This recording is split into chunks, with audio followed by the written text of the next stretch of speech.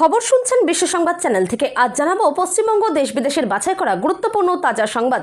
খবরের শুরুতেই জানিয়ে দেব সংবাদ শিরোনাম, পরে বিস্তারিত।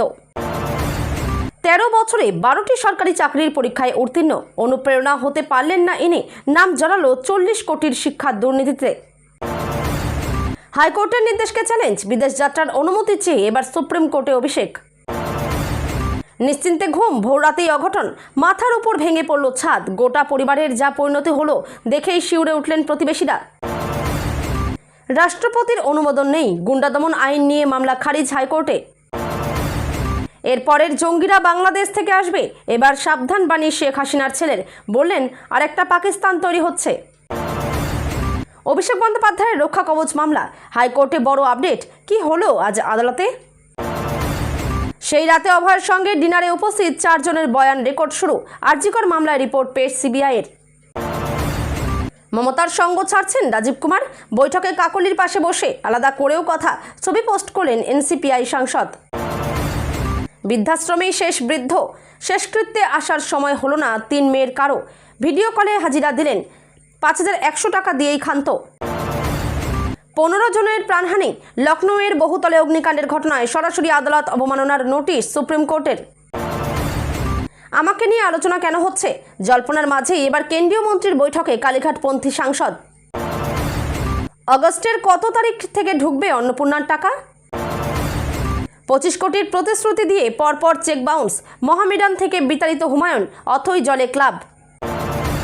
পুজোর পরে টাকা দেব আরও বড় করে, পশ্চিমবঙ্গ আবাস যোজনা নিয়ে বিরাট ঘোষণা মুখ্যমন্ত্রী শুভেন্দু অধিকারীর। কবে অন্নপূর্ণা যোজনায় টাকা ট্রান্সফার জানিয়ে দিলেন মুখ্যমন্ত্রী। অন্নপূর্ণা যোজনার আগস্টের কিস্তি ঢুকবে কবে থেকে, অবশেষে ঘোষণা করেই দিল রাজ্য সরকার। চিকিৎসার জন্য বিদেশ যাত্রায় অভিষেককে না আদালতের, তুঙ্গে রাজনৈতিক তরজা। ফের দাম বাড়বে রান্নার গ্যাসের, সিলিন্ডার পিছু 18 টাকা, শীঘ্রই সিদ্ধান্ত নিতে পারে সরকার। বেআইনিভাবে টাকা নিয়েছেন, আমরা ব্যবস্থা নিচ্ছি, তালিকায় কতজন জানিয়ে দিলেন মন্ত্রী দিলীপ ঘোষ। নবান্নে বিরাট চমক, মুখ্যমন্ত্রীর দরবারে হাজির হুমায়ুন কবির, মুর্শিদাবাদ নিয়ে নজিরবিহীন পদক্ষেপ। আমফান ত্রাণ ও পুনর্গঠনে একাধিক অনিয়মের অভিযোগ, ক্যাগ রিপোর্টে উঠে এলো বিস্ফোরক তথ্য। আর একটু হলেই নিয়ে নিচ্ছিল পাকিস্তান এয়ারলাইন্স, তার আগেই বাজিমাত টাটাদের, এয়ার ইন্ডিয়ার নতুন সিইও হলেন। পেট্রোলে কি এবার 20%-এরও বেশি ইথানল? কেজরিওয়ালের E20 বেন্ডিং আর বিমানে ব্যবহারের দাবি নিয়ে এবার জবাব দিল বিজেপি। এবার বিপাকে কলকাতার আরও 6টি ব্লাড ব্যাংক, তালিকায় কারা, কি কি অভিযোগ? সকাল থেকে দফায় দফায় বৃষ্টি, আংশিক মেঘলা আকাশ, আর কতদিন চলবে দুর্যোগ? শুক্রবার নবান্নে শুভেন্দু সাক্ষাতে যাবেন ঋতব্রতেরা, আজই প্রতি জেলায় বিবেচনাধীন ভোটারদের জন্য ট্রাইব্যুনালের ব্যবস্থা হোক। 11 বছর পর চাঞ্চল্যকর রায়, 5 দলিত খুন ও জমি বিবাদের বহুল আলোচিত দাঙ্গা মামলায় 40 অভিযুক্তই খালাস। চালকের কানে মোবাইল, নিয়ন্ত্রণ হারিয়ে নয়নজলিত বাস, জখম অনেক যাত্রী। কাকুরগাছে ভোট পরবর্তী হিংসা, অসম থেকে গ্রেপ্তার আরও এক, ধৃতের বিরুদ্ধে 50,000 টাকা পুরস্কার ঘোষণা করেছিল সিবিআই। গর্ত ভর্তি রাস্তা, বর্ষার জলে সেখানেই তৈরি মরণফাঁদ, দমদম থেকে দুর্গাপুর, নিত্যযাত্রীদের ভোগান্তি।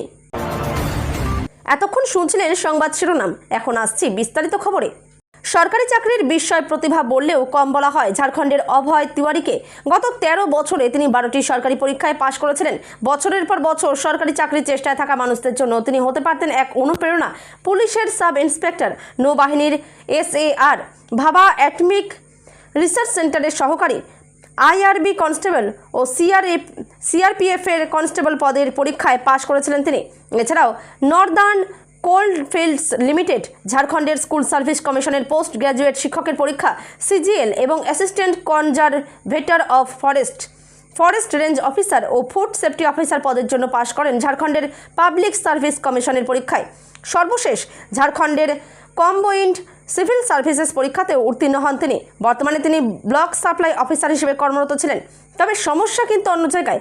অভিযোগ উঠেছে অভয় কুমার তিওয়ারি নামের এই ব্যক্তি জড়িয়ে রয়েছেন ঝাড়খণ্ডের স্কুল সার্ভিস কমিশন ও ঝাড়খণ্ডের পাবলিক সার্ভিস কমিশন দ্বারা পরিচালিত হওয়া প্রতিযোগিতামূলক পরীক্ষাগুলোয় প্রশ্ন ফাঁস ও কারচুপির ঘটনায়। এছাড়াও আরও অভিযোগ, এই ব্যক্তি নাকি এর জন্য একটা সংগঠিত চক্রও চালাতেন। বর্তমানে অভয়কে গ্রেপ্তার করেছে ঝাড়খণ্ডের ক্রাইম ইনভেস্টিগেশন ডিপার্টমেন্ট বা CID। অভিযোগ, TRS data processing private limited নামের যে সংস্থা এই পরীক্ষা নেওয়ার দায়িত্বে ছিল সেই সংস্থার সঙ্গেও নাকি যুক্ত ছিলেন অভয়, যদিও এই সংস্থাকে আগেই কালো তালিকাভুক্ত করেছে উত্তরপ্রদেশ সরকার। আরও অভিযোগ, ব্লক সাপ্লাই অফিসার হিসেবে কাজ করতে করতেই এই সংস্থাটির সঙ্গে যুক্ত ছিলেন তিনি। তদন্তকারীরা বলছেন, পরীক্ষার্থী পিছু 25 থেকে 40 লক্ষ টাকা নিয়ে তিনি তাদের চাকরি দেওয়ার প্রতিশ্রুতি দিতেন।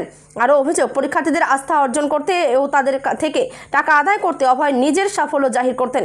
ইতিমধ্যে ঝাড়খণ্ডের পাবলিক সার্ভিস কমিশন দ্বারা পরিচালিত ও অন্যান্য প্রতিযোগিতামূলক পরীক্ষায় অনিয়মের যে অভিযোগ উঠেছে তা নিয়ে রাঁচিতে বিক্ষোভে সামিল হয়েছেন চাকরি প্রার্থীরা। তাদের সঙ্গে ইতিমধ্যেই আলোচনা শুরু করেছে রাজ্য সরকারও। উল্লেখ্য, গত 5 জুলাই থেকে এই বিক্ষোভ শুরু হয়। তৃণমূল কংগ্রেসের সর্বভারতীয় সাধারণ সম্পাদক অভিষেক বন্দ্যোপাধ্যায়ের চোখের চিকিৎসার জন্য বিদেশ যাওয়ার অনুমতি চেয়ে এবার সুপ্রিম কোর্টের দ্বারস্থ হতে চলেছেন। সূত্রের খবর, কলকাতা হাইকোর্ট বিদেশ যাত্রার অনুমতি ফেরানোর নির্দেশ দেওয়ার পর সেই রায়কে চ্যালেঞ্জ করেই আজ বৃহস্পতিবার সুপ্রিম কোর্টে মামলা দায়ের করা হতে পারে।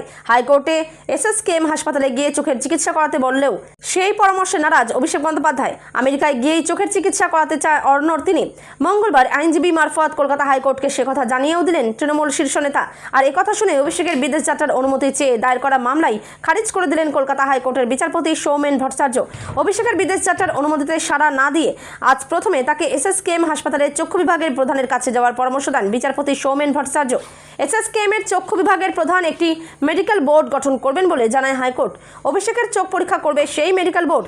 7 আগস্ট হাইকোর্টকে রিপোর্ট দেবে এসএসকেএম হাসপাতালের সেই মেডিকেল বোর্ড। প্রাথমিক পর্যবেক্ষণে বুধবার প্রথমে বিচারপতি সৌমেন ভট্টাচার্য অভিষেকের আইনজীবীর উদ্দেশ্যে বলেন, আমি এসএসকেএম হাসপাতালকে নির্দেশ দেব বিশেষজ্ঞ চিকিৎসকদের দিয়ে একটি মেডিকেল বোর্ড গঠন করার জন্য।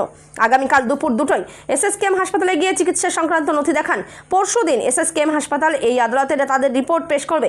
সেই পরামর্শ মেনে পরবর্তী পদক্ষেপ করা যাবে। যদিও অভিষেকের আইনজীবী জানিয়ে দেন তার মক্কেল এসএসকেএম হাসপাতালে চোখের চিকিৎসা করাতে চান না। তিনি আগে যেখানে চিকিৎসা করেছেন সেখানেই ফের চিকিৎসা করাতে চান। এই সওয়াল শুনে বিচারপতি বলেন, আমাদের দেশের চিকিৎসা ব্যবস্থা এখন অনেক উন্নত মানের। সুপ্রিম কোর্টের বিচারপতিরাও এখানে চিকিৎসা করান। বিচারপতি আরও বলেন, যদি অভিষেক বন্দ্যোপাধ্যায় মেডিকেল বোর্ডের সামনে উপস্থিত হতেন তাহলে সেই বোর্ডের মতামতের ভিত্তিতে আদালত বিবেচনা করতে পারত চিকিৎসার জন্য তার বিদেশ যাওয়া সত্যিই প্রয়োজন কিনা। এরপরে মামলা খারিজ করে দেন বিচারপতি সৌমেন ভট্টাচার্য। ঘুমের মধ্যেই ভয়ঙ্কর পরিণতি গোটা পরিবারের। ঘুমের মধ্যে মাথার উপর ভেঙে পড়ল ছাদ। ধ্বংসস্তূপের নিচে চাপা পড়েই একের পর এক সদস্যের মর্মান্তিক পরিণতি। এক পরিবারের 6 জনের মৃত্যু হয়েছে এই দুর্ঘটনায়। সর্বভারতীয় সংবাদ মাধ্যম সূত্রে জানা গিয়েছে, দুর্ঘটনাটি ঘটে বৃহস্পতিবার ভোর রাতে উত্তরপ্রদেশের প্রতাপগড়ে। বৃহস্পতিবার পুলিশ জানিয়েছে, নগর কোতোয়ালি এলাকার মাহুলি ওয়ার্ডের একটি বাড়ির ছাদ হুড়মুড়িয়ে ভেঙে পড়ে। সেই সময় ঘুমন্ত অবস্থায় ছিলেন পরিবারের সদস্যরা।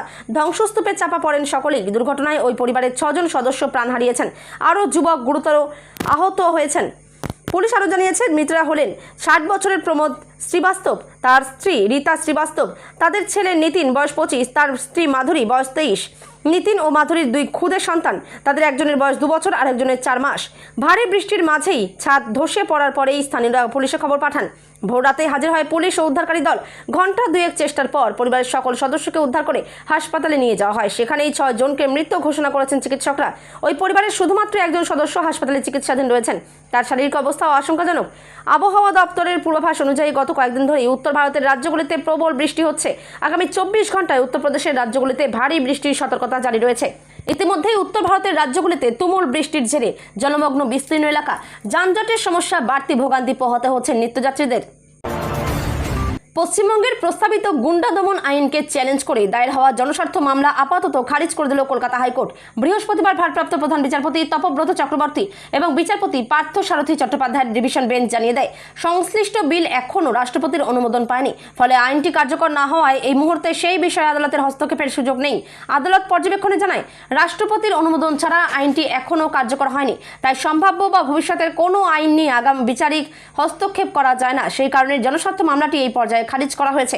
তবে একই আবেদনে পশ্চিমবঙ্গ জনশৃঙ্খলা রক্ষা আইন 1972কে চ্যালেঞ্জ জানানো হয়েছে। সেই বিষয়ে রাজ্য সরকারকে 4 সপ্তাহের মধ্যে হলফনামা জমা দিয়ে নিজেদের অবস্থান স্পষ্ট করার নির্দেশ দিয়েছে ডিভিশন বেঞ্চ। মামলাকারীদের 10 সেপ্টেম্বরের মধ্যে জবাবি হলফনামা জমা দিতে বলা হয়েছে। আগামী 16 সেপ্টেম্বর মামলার পরবর্তী শুনানি হবে। উল্লেখ্য, গুন্ডা দমন বিল বিধানসভায় পাশ হওয়ার পর রাজ্যপাল প্রথমে তাতে সম্মতি দিলেও পরে তা প্রত্যাহার করে রাষ্ট্রপতির অনুমোদনের জন্য পাঠিয়ে দেন। এখনও পর্যন্ত রাষ্ট্রপতির সম্মতি না মেলায় আইনটি কার্যকর হয়নি। ডিসেম্বরে দেশে ফেরা নিয়ে কার্যত গত বুধবার ঘোষণা করে দিয়েছেন বাংলাদেশের প্রাক্তন প্রধানমন্ত্রী শেখ হাসিনা। তারপরেই এ বিষয়ে বক্তব্য রাখতে দেখা গিয়েছে হাসিনা পুত্র সজীব ওয়াজেদ জয়ও। বাংলাদেশের বর্তমান পরিস্থিতিকে ব্যর্থ রাষ্ট্রের সঙ্গে তুলনা করে উদ্বেগ প্রকাশ করেছেন বাংলাদেশের প্রাক্তন প্রধানমন্ত্রী শেখ হাসিনার পুত্র সজীব ওয়াজেদ। বুধবার নয়াদিল্লিতে foreign correspondents club of south এশিয়ার এক অনুষ্ঠানে বক্তব্য রাখতে গিয়ে তিনি দাবি করেন, আওয়ামী লীগ সরকারের পতনের পরে বাংলাদেশের গণতান্ত্রিক অবক্ষয়, রাজনৈতিক বঞ্চনা ও আইন শৃঙ্খলা পরিস্থিতির অবনতি ঘটেছে। পাশাপাশি তিনি সতর্ক করে বলেন, বাংলাদেশের বর্তমান পরিস্থিতি দীর্ঘমেয়াদে ভারতের নিরাপত্তার জন্য উদ্বেগের কারণ হয়ে উঠতে পারে। অনুষ্ঠানে শেখ হাসিনা ভিডিও বার্তার মাধ্যমে যোগ দেওয়ার আগে উদ্বোধনী বক্তব্য রাখেন সজীব ওয়াজেদ। তিনি বলেন, বাংলাদেশ আজ কোনো ব্যর্থতার দিকে থাকা রাষ্ট্র নয়, এটি ইতিমধ্যেই একটি ব্যর্থ রাষ্ট্রে পরিণত হয়েছে। তার অভিযোগ, দেশে মানবাধিকার ও মত প্রকাশের স্বাধীনতা কার্যত নেই। সংবাদ মাধ্যমের স্বাধীনতা নিয়েও প্রশ্ন তোলেন তিনি। ওয়াজেদের দাবি, অনুষ্ঠানের আগে বিভিন্ন সংবাদ মাধ্যমের উপর চাপ সৃষ্টি করা হয়েছিল এবং দেশের বড় টেলিভিশন চ্যানেল ও সংবাদপত্রগুলিকে এই অনুষ্ঠানে কিংবা আন্তর্জাতিক সংবাদ মাধ্যমের প্রতিবেদন প্রচার না করার নির্দেশ দেওয়া হয়েছিল। ভারতের নিরাপত্তা প্রসঙ্গ তুলে তিনি বলেন, বাংলাদেশের বর্তমান পরিস্থিতি ভারতের পূর্ব সীমান্তে আরেকটা পাকিস্তান তৈরি করেছে। তার কথায় ভারতের সবচেয়ে বেশি উদ্বিগ্ন হওয়া উচিত এই কারণে যে বাংলাদেশের পরিস্থিতি ভারতের পূর্ব সীমান্তে আরেকটি পাকিস্তানের জন্ম দিয়েছে। এছাড়াও তিনি অভিযোগ করেন, আওয়ামী লীগ সরকারের আমলে কারাবন্দী বহু দাগী জঙ্গিকে মুক্তি দেওয়া হয়েছে এবং হিজবুত তাহরির সহ বিভিন্ন উগ্রপন্থী সংগঠন এখন প্রকাশ্যে কার্যক্রম চালাচ্ছে। তার দাবি, এখনই যদি এই পরিস্থিতি নিয়ন্ত্রণে আনা না হয় তাহলে ভবিষ্যতে বিশ্বব্যাপী সন্ত্রাসবাদের নতুন উৎস হয়ে উঠতে পারে বাংলাদেশ। অন্যদিকে একই অনুষ্ঠানে ভিডিও বার্তার মাধ্যমে বক্তব্য রাখেন বাংলাদেশের প্রাক্তন প্রধানমন্ত্রী শেখ হাসিনা। তিনি 2024 সালের জুলাই আগস্ট মাসের আন্দোলন এবং তার ক্ষমতাচ্যুত হওয়ার ঘটনাকে ঘিরে নিজের সরকারের ভূমিকার পক্ষে সওয়াল করেন। অভিষেক বন্দ্যোপাধ্যায়ের রক্ষা কবচ মামলায় তৃণমূল সাংসদের রক্ষা কবচের মেয়াদ বাড়ালো হাইকোর্ট। আগামী 17 আগস্ট পর্যন্ত 3 মামলায় রক্ষা কবচ পেলেন অভিষেক। যদিও এই মামলায় আজও শুনানি অসম্পূর্ণ ছিল, তাই আপাতত এই সংক্রান্ত 3টি মামলায় অভিষেকের বিরুদ্ধে পদক্ষেপ নয় বলে কিছুটা স্বস্তি দিল আদালত। ভবানীপুর 27 মে 2026, কালীতলা 16 জুন 2026, বিষ্ণুপুর 16 জুন 2026 এই 3 এফআইআর উপর কোনো কড়া পদক্ষেপ নয়। নির্দেশ বিচারপতি সৌমেন ভট্টাচার্যের। আগামী 11 আগস্ট মামলার পরবর্তী শুনানি। অভিষেক বন্দ্যোপাধ্যায়ের বিরুদ্ধে রয়েছে 16 এফআইআর এর তালিকা। সেই তালিকা দিয়ে এদিন আদালতকে এমনটা জানিয়েছেন ডিআইজি লিগ্যাল। যদিও বাকি 11 এফআইআরে এই মুহূর্তে কোনো রক্ষা কবচ নেই অভিষেকের বিরুদ্ধে। একই সঙ্গে ডিআইজি লিগ্যাল জানিয়েছেন, শুভেন্দু অধিকারীর 2021 রক্ষা কবচের মামলার সঙ্গে কোনো সাযুজ্য নেই অভিষেকের মামলার, কারণ শুভেন্দু অধিকারীর মামলায় অন্তর্বর্তী নির্দেশ সরিয়ে নিয়েছে হাইকোর্ট। সেই সঙ্গে শুভেন্দু অধিকারীর মামলার একক বেঞ্চের নির্দেশ আপিল মামলায় চ্যালেঞ্জ করেছে সিবিআই, যা এখনও বিচারাধীন। অন্যদিকে শুভেন্দু সিবিআই তদন্ত চেয়ে হাইকোর্টে মামলা করেন। এখানে অভিষেক বন্দ্যোপাধ্যায় তা করেনি, এমনটাই আদালতে জানালেন রাজ্যের অতিরিক্ত অ্যাডভোকেট জেনারেল বিল্লদল ভট্টাচার্য। এদিকে চোখের চিকিৎসার জন্য বিদেশে যাওয়ার আবেদন মামলাতেও গতকাল বড় রায় দেয় কলকাতা হাইকোর্ট। এই মামলায় অভিষেক বন্দ্যোপাধ্যায়কে বিদেশে যাওয়ার অনুমতি দেয়নি আদালত। বুধবার এই মামলার শুনানিতে বিচারপতি সৌমেন ভট্টাচার্যের একক বেঞ্চ জানায়, চিকিৎসা সংক্রান্ত মতামত নেওয়ার জন্য বৃহস্পতিবার অভিষেককে এসএসকেএম হাসপাতালে যেতে হবে। সেখানকার চক্ষু বিভাগের প্রধান একটি মেডিকেল বোর্ড গঠন করে অভিষেকের বিদেশ যাত্রার প্রয়োজনীয়তার দিকটি খতিয়ে দেখবেন। কিন্তু অভিষেকের আইনজীবী আদালত জানিয়ে দেন যে তার মক্কেল এসএসকেএমে যাবেন না। তারপর নির্দেশ দিতে গিয়ে পুরো মামলায় খারিজ করে দেন বিচারপতি ভট্টাচার্য। আরজিকরের তরুণী চিকিৎসককে খুন ও ধর্ষণ মামলায় কলকাতা হাইকোর্টের রিপোর্ট পেশ করল সিবিআই। বিচারপতি শম্পা সরকার ও বিচারপতি তীর্থঙ্কর ঘোষ ডিভিশন বেঞ্চে এদিন রিপোর্ট দেয় কেন্দ্রীয় গোয়েন্দা সংস্থা। আরজিকর মেডিকেল কলেজে চিকিৎসক খুন ও ধর্ষণের ঘটনার দিন তিলোত্তমার সঙ্গে রাতের ডিনারে উপস্থিত থাকা 4 জনের বয়ান নিতে শুরু করেছে সিবিআই। কয়েকজনের নেওয়া হয়েছে, কয়েকজনকে নেওয়া হবে। রিপোর্ট দিয়ে জানালো সিবিআই। ফের সিবিআইকে তদন্তের অগ্রগতি রিপোর্ট দিতে নির্দেশ। 28 আগস্ট দুপুর 2টোয় পরবর্তী রিপোর্ট পেশের নির্দেশ ডিভিশন বেঞ্চের। এদিন শুনানিতে ডিভিশন বেঞ্চের মন্তব্য, আমরা বলেছিলাম ঘটনার দিন থেকে শ্মশানঘাট পর্যন্ত তদন্তে রিভিজিট করতে। আর কতদিন সময় লাগবে, আর কতদিন বিচারের জন্য অপেক্ষা করতে হবে, প্রত্যেকে বিচারের জন্য অপেক্ষা করছে। 28 আগস্ট মামলার পরবর্তী শুনানি হবে। সিবিআই তদন্তের অগ্রগতি রিপোর্ট পেশ করল হাইকোর্ট। পরিবারের আইনজীবী জয়ন্ত নারায়ণ চট্টোপাধ্যায় এদিন আদালতে বলেন, সিবিআই 3 অতিরিক্ত হলফনামা খতিয়ে দেখে তা তদন্তে সাহায্য করবে, তা হয়নি। মাকে ডেকে পাঠানো কথা বলেছে সিবিআই। একজনের বক্তব্য তুলে ধরা, যে দেখেছে বডি নামানো হচ্ছে। বিচারপতি শম্পা সরকার প্রশ্ন করেন, বয়ান রেকর্ডগুলো কি হাইকোর্টের নির্দেশের পর? সিবিআই আইনজীবী অতিরিক্ত সলিসিটর জেনারেল ধীরাজ ত্রিবেদী বলেন, হ্যাঁ 8 জুলাই নেওয়া। বিচারপতি ফের বলেন, এর আগের বার সিট গঠনের পর তদন্ত নিয়ে বিভ্রান্ত ছিল সিবিআই। আমরা বলেছিলাম ঘটনার দিন থেকে শ্মশানঘাট পর্যন্ত তদন্তে রিভিজিট করতে। আর কতদিন সময় লাগবে, আর কতদিন বিচারের জন্য অপেক্ষা করতে হবে, প্রত্যেকে বিচারের জন্য অপেক্ষা করছে। দুদিন আগেই এনসিপিআই সাংসদ কাকলি ঘোষ দস্তিদার জানিয়েছিলেন তাদের সঙ্গে যোগাযোগ করেছেন কালীঘাট তৃণমূলের আরও 2 সাংসদ। যদিও তারা কারা, পুরুষ না মহিলা, সে বিষয়ে কিছুই জানাতে চাননি তিনি। কিন্তু তখনও যে 2টি নাম হাওয়ায় ভাসছিল তাতে ছিল না মমতা বন্দ্যোপাধ্যায়ের অত্যন্ত ঘনিষ্ঠ রাজীব কুমারের নাম। এবার তা নিয়েও জল্পনা শুরু হলো। গত বুধবারের একটি বৈঠকের ছবি প্রকাশ্যে আসার পর থেকে এই জল্পনা। এবার কি দিদির হাত ছাড়তে চলেছেন রাজীবও? 26-এর নির্বাচনী ফলাফল প্রকাশের পর থেকে দেখা মেলেনি তার। তবে এসব জল্পনায় জল ঢেলে অবসরপ্রাপ্ত আইপিএস অফিসার তথা বর্তমানে কালীঘাট শিবিরের রাজ্যসভার সাংসদ রাজীব কুমারকে দেখা গিয়েছিল মমতার মঞ্চে। তারপরে মনে হয় দিন 15ও কাটেনি, রাজীব কুমারকে দিল্লির এক বৈঠকে দেখা গেল ঠিক কাকলি ঘোষ দস্তিদারের পাশে। সূত্রের খবর, সেই বৈঠকের পাশাপাশি রাজীব কাকলি নিজেদের মধ্যেও এদিন হয় বৈঠক। মূলত রাজ্যের বিভিন্ন উন্নয়নমূলক কাজ নিয়ে আলোচনা করতে বাংলার সাংসদদের বৈঠকে ডেকেছিলেন কেন্দ্রীয় জলশক্তি মন্ত্রী সি.আর. পাতিল। কেন্দ্রীয় মন্ত্রীর ডাকা সেই বৈঠকে গতকাল সংসদ চত্বরে বিজেপি এবং এনসিপিআই সাংসদদের পাশাপাশি তৃণমূলের তরফে উপস্থিত ছিলেন রাজ্যসভার সাংসদ রাজীব কুমার এবং লোকসভার সাংসদ প্রতিমা মণ্ডল। রাজ্য সরকারের তরফে উপস্থিত ছিলেন পূর্ত মন্ত্রী অজয় পোদ্দার। সূত্রের খবর, সেখানে এনসিপিআই সাংসদ কাকলি ঘোষ দস্তিদারের সঙ্গে আলাদা করে কথা বলতে দেখা যায় রাজীবকে। কাকলি নিজের ফেসবুকে একটি ছবি পোস্ট করেছেন, যেখানে পাশাপাশি দেখাও গিয়েছে রাজীবকে। তবে সাংসদ লিখেছেন, ঘরে ঘরে পাইপ লাইনে জল পৌঁছানোর কাজ সম্পূর্ণ করার দাবিতেই ছিল বৈঠক। বৈঠকের পরেই রাজনৈতিক মহলে চর্চার কেন্দ্রবিন্দু হয়ে ওঠেন রাজীব। সূত্রের দাবি, বৈঠক শেষে এনসিপিআই সাংসদ কাকলি ঘোষ দস্তিদারের সঙ্গে তাকে আলাদা করে কথা বলতে দেখা যায়।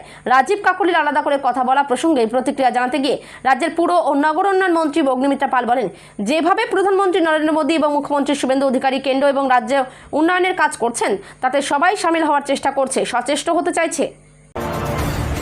নিজের সবটুকু দিয়ে পড়াশোনা শিখিয়েছিলেন 3 মেয়েকে। 3 মেয়েকে নিজের পায়ে দাঁড় করিয়ে দিয়েছিলেন, কিন্তু শেষ পর্যন্ত বৃদ্ধাশ্রমে শেষ নিঃশ্বাস ত্যাগ করলেন এক বাবা।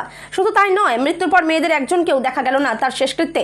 ভিডিও কলে বাবার শেষকৃত্য দেখলেন তারা। 5100 টাকা দিয়ে কোনো রকমে দায় সারলেন। হরিয়ানার সোনিপত থেকে এই ঘটনার সামনে এসেছে। আদতে মুম্বাইয়ের বাসিন্দা শিবচরণ রামরত্ন গুপ্ত একসময় জামাকাপড়ের ব্যবসা ছিল। গত 2 বছর ধরে ছিলেন বৃদ্ধাশ্রমে। স্ত্রী মিনাও তার সঙ্গে বৃদ্ধাশ্রমে থাকতেন। কয়েক বছর আগে মারা যান মিনা দেবী। এবার বৃদ্ধাশ্রমে শেষ নিঃশ্বাস ত্যাগ করলেন শিবচরণও। দীর্ঘ অসুস্থতার পর মঙ্গলবার রাত 3:30 মারা যান শিবচরণ। বৃদ্ধাশ্রমের তরফে 3 মেয়েকে সেই খবর জানানো হয়, কিন্তু 3 জনের কেউই সোনিপত পৌঁছতে পারেননি। তাদের একজন ছিলেন নেপালে, দ্বিতীয়জন উত্তরপ্রদেশে এবং তৃতীয়জন মুম্বাইয়ে। শেষ পর্যন্ত ভিডিও কলে বাবার শেষকৃত্যে যোগ দেন তারা। শেষকৃত্য সম্পন্ন হয় বৃদ্ধাশ্রমের কর্মী এবং স্থানীয় বাসিন্দাদের হাতেই। বৃদ্ধাশ্রমের অ্যাডমিনিস্ট্রেটর আনন্দ কুমার জানিয়েছেন, ফোনে মেয়েদের সঙ্গে কথা বলতেন শিবচরণ, কিন্তু তিনি অসুস্থ হয়ে পড়লেও ফোন আসাও প্রায় বন্ধ হয়ে যায়। বাবার শারীরিক অবস্থা ভালো নয় বলে দিন 20 আগে জানানো হয়েছিল 3 মেয়েকে, কিন্তু কেউ দেখতে আসেননি। শিবচরণের মৃত্যুর পরও খবর দেওয়া হয়েছিল, কিন্তু 3 মেয়েই জানান তাদের কাছে সময় নেই।